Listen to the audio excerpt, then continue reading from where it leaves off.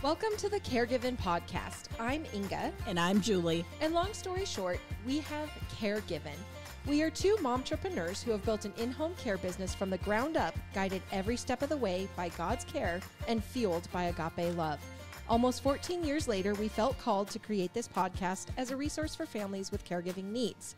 Whether you care for a family member or are looking for advice on professional caregiving, we want this to be a platform to support you. Each week, we will come to you with encouraging stories of families who have found the right balance for their loved ones, tips for how to care for them and you, and much more. We hope you continue to join us each week as we share in this exciting new journey together.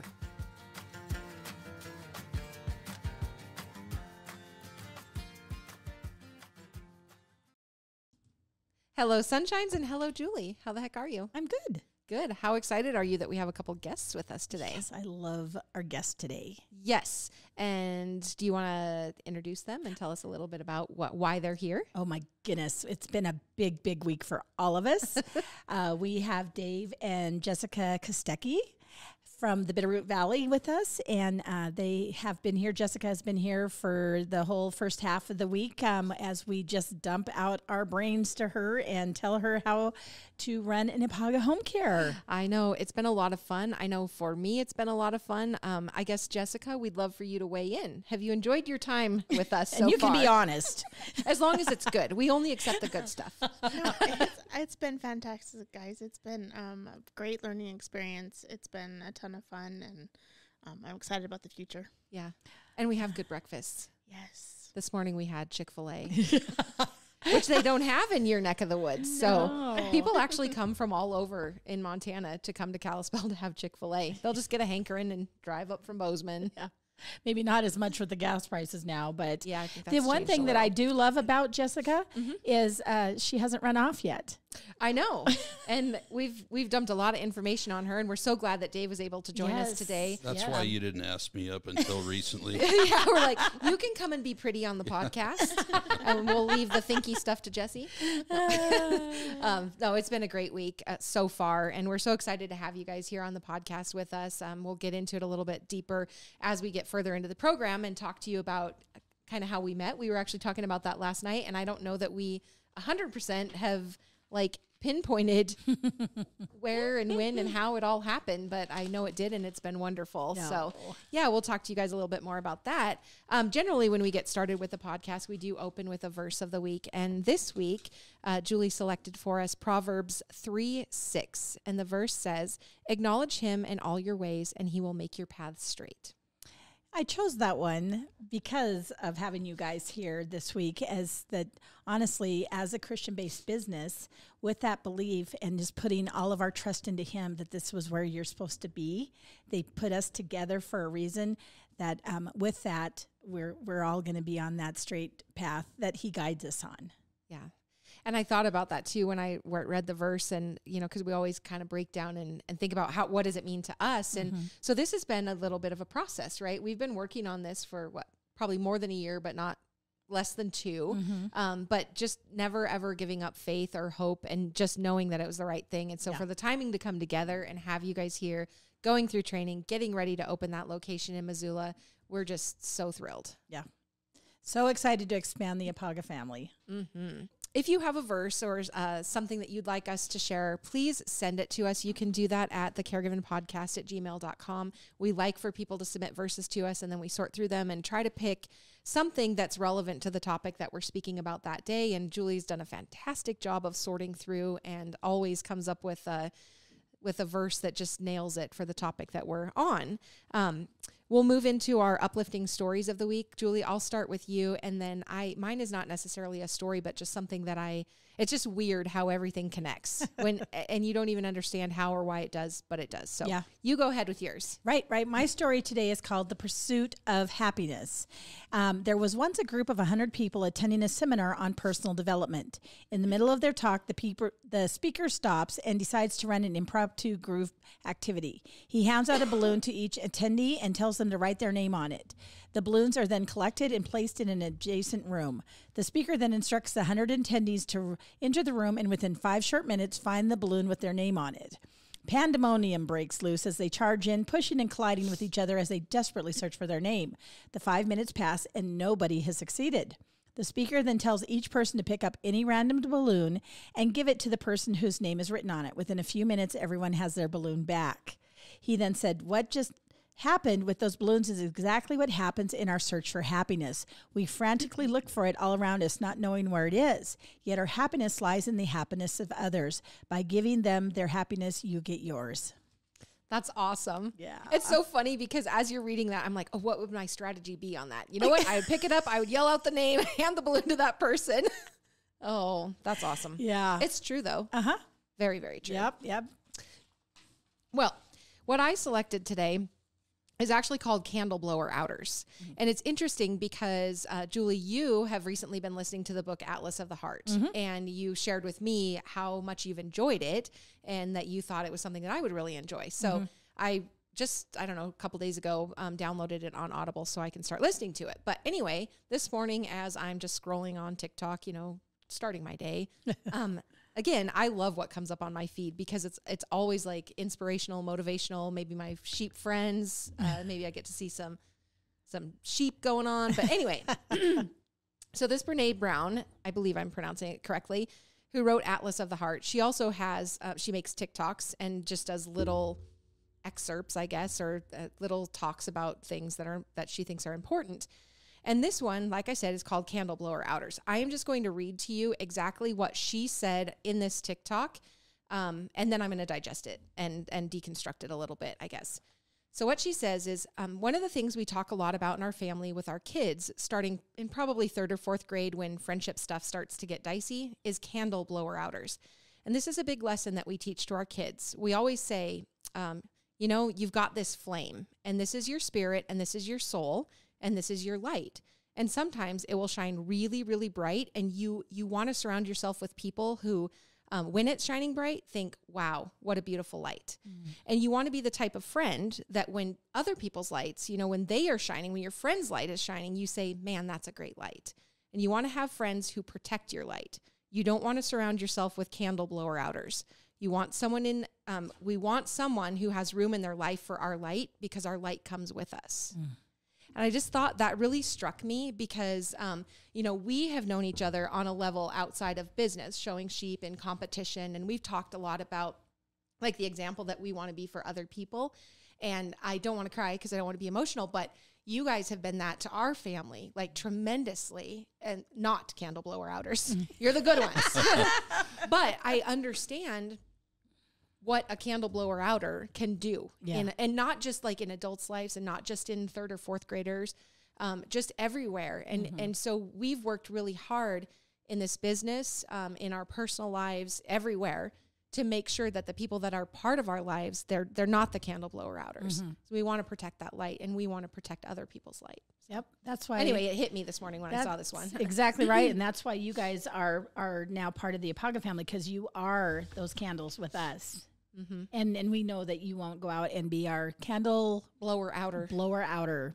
It's crazy though. I mean, if you think about that, it really just kind of brings it down, simplifies it. It's like, oh, well, that nails it. Yeah. And you can, I'm sure, look back in your life and think about situations personally, or maybe with your kids or with family members, and go, wow, that was a candle blower outer moment, wasn't it? Yeah. Wow. I love that. So nice. So again, listeners, if you have an uplifting story or something that you'd like us to share, please email those to the Caregiven podcast at gmail.com. We love to share the information, and we're always looking for good stories and uplifting things to talk about. Yeah. Cool. Yeah. So the Kosteckis, you are. I have a question. Are you guys holding hands? Yes. We always hold hands, and we haven't seen each other for like 2 or 3 days, so I know. Long overdue. Oh, when Dave showed up, they were making googly eyes at each other. I'm just teasing. Oh, it's very sweet. Even in the podcast. I know. They're a great team. Yeah. Just had to say that. Sorry. I got to make it weird before we get really good here. Yes, you will learn as the longer you're around us. Somebody's always going to make it weird. Oh, yeah. I think we actually take delight in who can make it the weirdest at times. Yeah, it's a competition thing for sure. So it's all for the laughs. Yes. So bringing joy. Yep, bringing joy. Yes. So let's go back to the very beginning. It has been a process of getting you guys here, but here you are. And so it's just all in God's timing to have you guys here, joining us, getting trained, and then going forward and building dreams. It's been a journey, and I think it's, and rightfully so, on what you just said, that it was a timeline, and it was set in God's hands.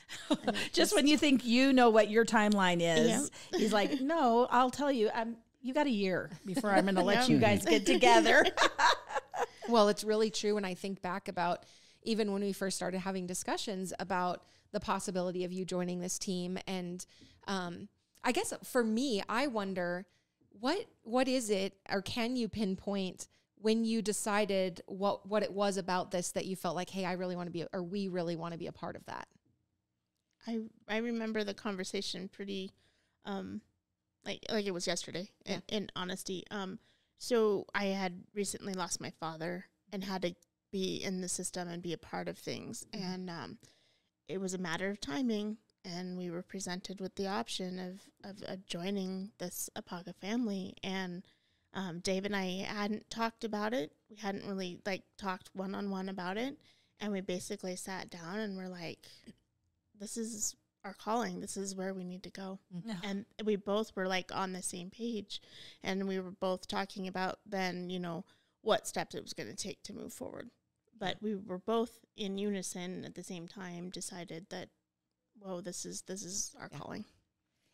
That's kind of how I think it hit for me with my grandpa. It was that personal experience of knowing that how important it is, and learning a little bit about, what home care was and how the different systems work together with home health and, potentially hospice and different things like that. And essentially for me, my grandpa wanted to stay home so badly that it was like, this is important. And if it's important to him, it's not just important to him, it's important to everybody. Mm-hmm. What's cool for me with you guys is we have the personal experience outside of home care, right? So you guys raise lambs, you raise very competitive lambs, and you have 2 girls who show them very competitively.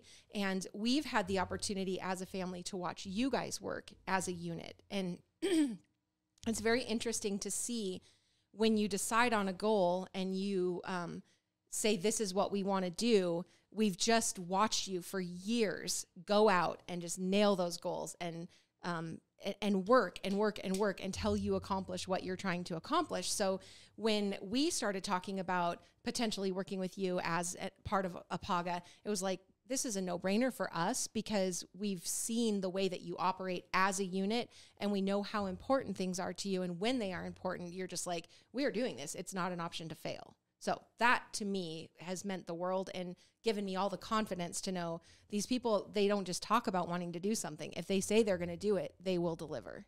God's work is truly amazing. Who would have ever thought that tying livestock to home health would ever, come around, but it sure has.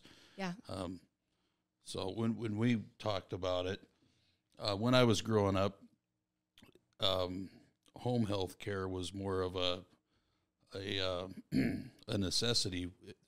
A lot of my family, it was, we're not going to be in a facility. We're going to do home health. And then growing up, seeing that need that is out there, especially in our area, it hit home. Yeah. Yeah, the opportunity. Yeah. Well, and I've always said about your family, you're see a need, fill a need people, right? So you're going through the personal experience of it and recognizing that there are some services that you really could have used and they weren't available to you. And so you're like, hey, man, we need to get involved with this and we need to make this service available in our community. So I appreciate that a lot. I hadn't known you guys prior, just had seen you at the Montana Royal and some other things. But truly, with the way that Inga and Kevin and I roll, they had such a big, huge belief and faith in you guys that I was aboard immediately as well. Mm-hmm. And then just getting to know you and coming together like this, I just couldn't be more excited. I have personally in my life just known that there is such a need from Missoula south, Yes. that southwest Montana. I have said it from day one. We got to get somebody in the Bitterroot. We got to get somebody in the Bitterroot. She has. I mean, that has been before any other area in Montana. Julie Bitterroot has been something on her mind. Yeah. And I think that when you start putting that energy and that focus on it just always comes together. It just always does. Yeah. Yeah. But yeah. But what was so vital to me, and of course to these guys, is the like-minded people. We are now in a relationship that's going to go for a long, long time. And not only do we have to like each other, but truly we have to love each other. And we have to want to be technically married to you, in terms of our working relationship. And and so it is so exciting to just know what a awesome family and how you guys just meet our culture 150%. So we're so excited. Well, and something for us is really like energy and how people make you feel. And you guys just you feel good to be around. You know what I'm saying? So like when Jess walked into this office on Monday and we gather around the table to start our training, it just feels good. It's not weird. It's not uncomfortable. It's totally right. It feels like a family. And that means a lot to us because we have to have that belief and knowing that, as we represent each other really, because we are growing the brand together. We just want to know that when you go out there and represent, people are going to feel good to be around you. And that is definitely the consensus. Yeah. So tell us more about you guys. You've got 2 girls. Me first. Okay. Well, They're so polite. Yeah. I have been in healthcare on a mechanical side of things for 26 years, working for Providence as a engineer at the hospital, and it wasn't anything clinical. It's making sure that our building and everything can supply our patients the need to be taken care of in a good environment. And I've kind of dedicated myself to that for half of my life or more, I should say. Jesse and I actually met in high school. And we're still together. The Lord must be working for us, that's for sure. Even when you're working sheep. Yeah, that's right. We met at an early age and have grown together. So it's been great. They're awfully adorable. In terms of like my career, I also worked at the hospital for a long time. Decided then to venture into insurance. So I have a lot of background in medical terminology, claims processing, managing teams, and that finds me back in wanting to go back into services and take care of people and have a business that actually takes care of people. You're kind of the whole package in that regard because you are a past CNA, right? Yep. So you have that hands-on and you know what it takes to be a caregiver CNA. But you also have the administrative side of it, which is really a bonus because something that we've talked about a lot this week is we really, like when Julie and I started, we have not ever asked our caregivers to do something that we aren't willing to do ourselves. And so we've worked a lot of shifts too, because we want to understand what's going on. And I just think that you bring so much to the table in that regard. You understand what it is that we're doing and what it takes to be a caregiver. We've always said that you cannot, like a caregiver is born, right? That you either have it or you don't. And it's not a skill set that you can necessarily train somebody on. Obviously you can give people education and make them better, but if you don't have that servant's heart or the desire to be a caregiver, it's just you're not going to be it no matter how much training. So for you to have that coming into it and then again have that administrative background, it's like this is the whole package. Yeah. I had a supervisor one time, and it keeps kind of coming up this whole week as we're in training and we're learning about the business and going through the steps. And that supervisor one time told me, and I was a young kid, like I was young, thinking that I knew the world and I was going to venture out and do whatever I wanted to do, and it wasn't going to be taking care of people anymore. Like honestly, I was like, I'm going to go I'm going to go be in insurance. I'm going to do something else for a while. And she told me, she's like, I just don't see that about you. She's like, I see you as a caregiver. I see that you care about people. Yeah. She's like, I know you're telling me that you don't, but she's like, I don't see that in you. Yeah. And that supervisor has been speaking in my head a lot this last few weeks. And I'm just like, she was so right about me. Even at a young age, she knew where my servant heart was leading me. Yes. And so that's been kind of an interesting story this last few weeks, thinking about her and what she said to me when I was probably, I had to have been 19, 20. Wow. That's awesome. That's a great story. That's crazy. Yeah. So you have that that hospital side and the maintaining buildings type of thing, and then Jess, you've got the caregiver and the insurance. You fell in love as teenagers. You had these beautiful girls. Tell us about Sydney and Savannah. So Sydney is our senior, which we're getting ready to send off to college. She's going to major in ag education. She's an amazing young woman. Very smart, very dedicated, super hard worker. She is. Sydney is like the hardest worker. Yes. She is. And then Savannah, our youngest, is a sophomore.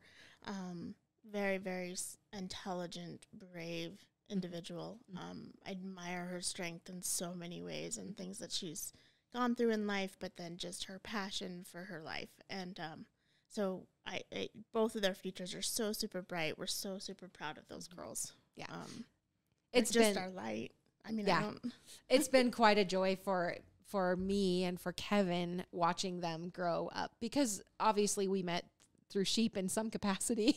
I don't think we can define exactly the moment, but it's been fun to watch them. It's really been neat to watch them. And again, their motivation and their drive and everything is just a direct reflection of the way that you've raised him and them and the example that you've set for them. So I am not crying. You are. And yes, you have raised two beautiful, beautiful girls, and they will go out and change the world. I have no doubt. I think that's one of the focuses that Dave and I had, even as a married couple, is just building really, really good humans. Yeah. And supporting them and seeing them be that light, like you were talking about earlier in that saying, is that they're the light. Yes, absolutely. Anyway. Well, and it's been fun too, again, how our paths kind of intertwined and crossed, and the things that you're already doing that probably you don't even realize will be so beneficial as you go into the business. But you guys breed show lambs, and you are great kid builders. And so your kids show sheep, but you also have kind of assembled a group of families and adults and kids that you're just leading through this process, and you're doing everything you can to bring out the best in them and to encourage them to be better and to, have expectations and accountabilities for people, but set goals for them that they want to achieve, because not only do they want to do it for themselves, but they want to do it for you because of the example that you're setting.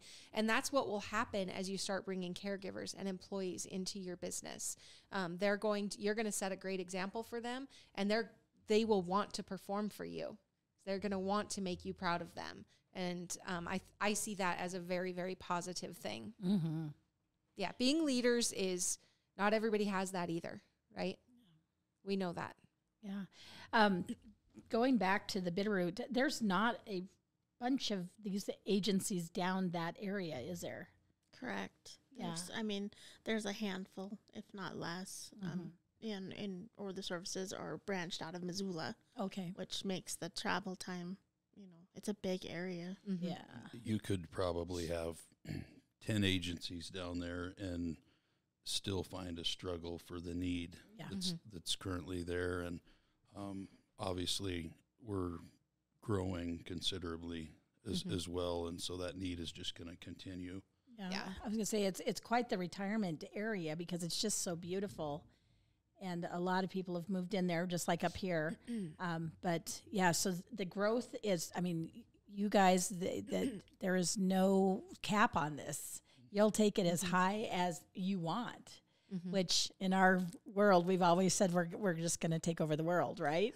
And we're just a little bit at a time, Yep. Yep. A little spot of the Montana at a time, and then we'll step out of Montana and go from there. But Yeah, so tell us a little bit more about the Bitterroot. So the south end of the Bitterroot is like Darby area, and then you come Hamilton. Is it Stevensville then? Yeah, you'll have Corvallis kind of in Corvallis. between, and then Victor, and then Stevensville, and then Florence is kind of the the last town before you hit Missoula County. Okay. Well, and from Flathead or from this main office, we serve a pretty Northwest Montana. Northwest Montana. We're serving a lot of towns, so I don't see that as a challenge. And it basically for you, it's just going to be getting the staff and getting good people trained up, and then being able to place them out there in the field. And Missoula County is huge as well. Yeah. So I think there's a lot of opportunity for growth, and in that growth, not just for you, but basically opportunities for employees for good, meaningful employment, and then being able to keep people in their homes. And gosh, if you live in the Bitterroot, you would definitely want to be in your home because it's just so beautiful down there. Mm-hmm. Yeah, I'm really excited because in about 2 weeks, I'll actually get to go spend a couple days with Jessica as we hit the streets and introduce ourselves to everybody. Yes. That's going to be exciting. It's fun. It's always fun to take people around your hometown, or or take you to all the places that you like to go and to visit the community. And it's gonna be fun. What I love, part of what I love about it is that hometown feel, right? Because it's a little bit smaller. So for me, that hometown feel is being in Columbia Falls. That's where I went to high school, and Kalispell is pretty big. And I mean, I'm sure every time you guys come up here, you probably see even more growth, right? But having that smaller town, I think it's going to be just super fun for you guys to go out and, like you said, kind of show it off. Yeah, definitely. Yeah, we are going to show it off. If she gets out of line, just shoot me a text or something. I can reel her back in. Reel her back in. Oh, No. The energy, though, when you get out there and you start meeting people and telling them what you're passionate about. You know, they talk about that elevator speech, and where you have just a very short time to tell people who you are and what you do. And it just comes so naturally when you're so excited about something. So it doesn't feel like a sale. I mean, it just feels like you're talking about what you do, and you love what you do. Yeah. I'm excited to finally be able to start announcing and talking about the excitement and tell everybody about it.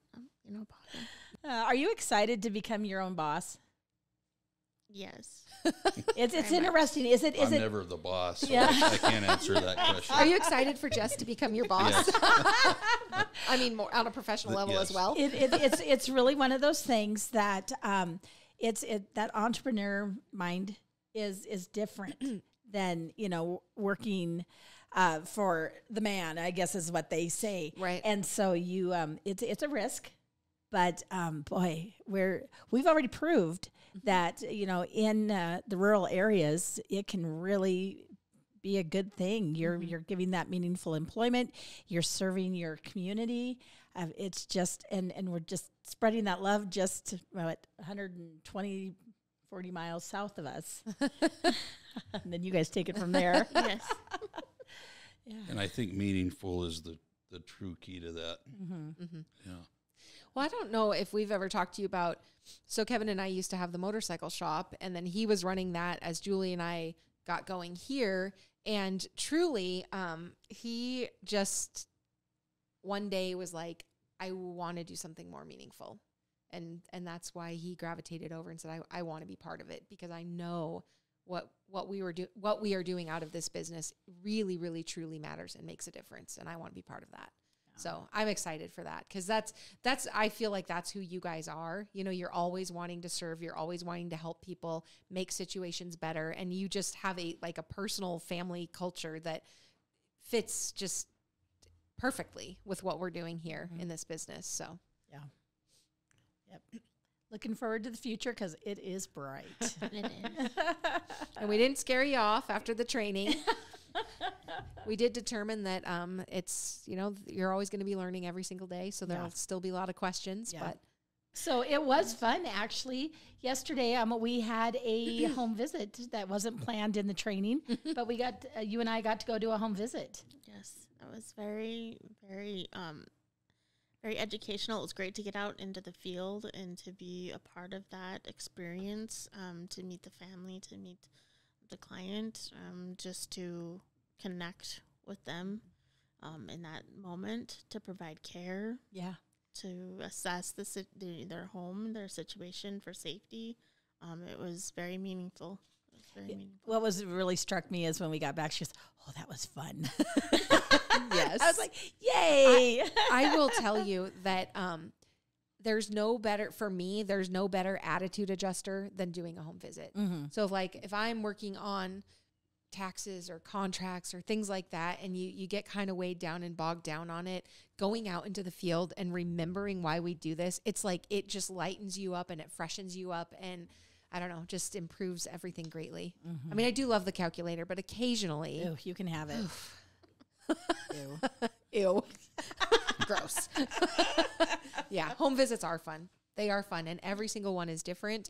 And I just feel like our clients have so much to offer to us in terms of their experience, and I don't know. What can we do to help them now?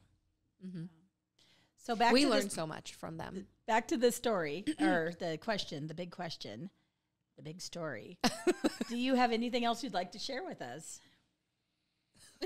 No. No. Man of few words. No. What are you guys actually most excited about when you get going? The most exciting thing for me is knowing that we'll be doing very meaningful work, lending a hand, taking a client and helping people that need the help, can't be helped, or helping their family who needs the help. That they're put in these situations that they feel like they have to be working, and what are they going to do? They're stressed out because they're trying to find care for their parents or whomever it may be. And so I'm really excited about being able to offer that help to families. Yep. Yeah, and I completely agree with everything that Dave's talked about. We've had quite a few close family friends ourselves, and also as well having to deal with family and how to take care of them and how that's all going to work, and to know that we are going to be providing services to families to where they feel safe and they feel that compassion and care. That is the most exciting part of all this. Yeah. And then Dave and I working along together to make that a part of our community. And that is why we want to partner with you guys, because you're doing it for the right reasons. Yeah, everything you brought up, with it all boiled back to that big word, meaningful. Mm-hmm. And we've said it multiple times, but that is basically really truly our culture, is that it's meaningful.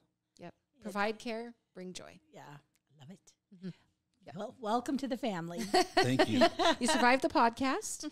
We'll wrap it up with a little grandma saying, and I've been thinking a lot about my Grandma Fisher. I'm actually going to get to take a trip with Grandma Fisher and Grandma Jean. I am driving them to the Dalles, Oregon in May. Nice. And it'll be fun. Grandma Fisher said, it's going to be so much fun to have you all to ourselves.